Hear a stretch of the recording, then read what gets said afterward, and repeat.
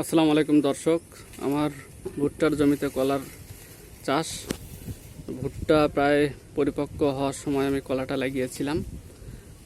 এর বেনিফিট, এর ফলে যে প্রায় আমি 1 থেকে 1.5 মাস সময়টা অতিরিক্ত পেলাম, অর্থাৎ 1-1.5 মাস কলাটা আমার অগ্রিম হয়ে গেল। এখন ভুট্টাটা আমি উঠে ফেলতেছি, আর কলাটা আমার মনে করেন শিকড় টিকড় জ্বালায় এখন নতুন পাতা বের হয়েছে। ঠিক আছে, এতে প্রায় 1 থেকে 1.5 মাস আমি মানে অতিরিক্ত সময় আমি পেলাম। আচ্ছা, তো দেখেন, এবং কলার ভুট্টার যে গাছগুলো আছে, গাছগুলো এগুলো আমি সরাবো না, এখানেই রাখবো। এখানে রাখলে হবে কি, আপনার এখন বর্ষাকাল, বর্ষার কারণে ভুট্টার গাছগুলো পচে যাবে, পচে যেয়ে এখানে সার হবে। ঠিক আছে, সার হবে, সুতরাং অতিরিক্ত সার আমার ব্যবহার করতে হবে না।